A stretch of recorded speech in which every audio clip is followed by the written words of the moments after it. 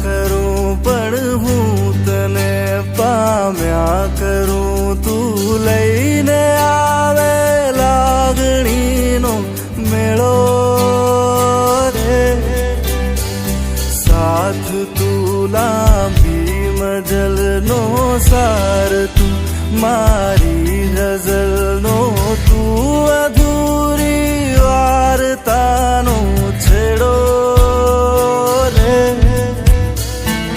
મીઠડી આ સજા છે, દર્દોની મજા છે, તારો વિરહ